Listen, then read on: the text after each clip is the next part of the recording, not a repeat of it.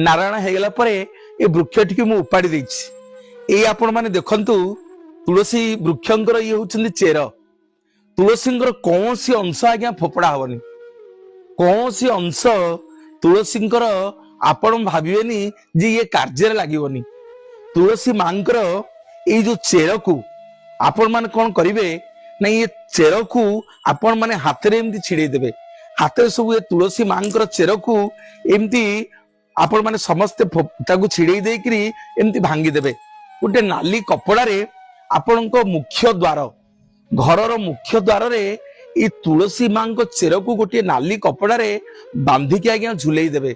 देखिबे आज्ञा आपणको घर को जीवन रे केबे हेले दरिद्रता आसीबनी। तुलसी मांकर एते महिमा, माँ तुलसी जा पर आज्ञा कृपा करंती ता घर को केते बेले आज्ञा दरिद्र आसेनी। तुलसी गछ जेतेबेले नारायण होई जिवे, ये तुलसी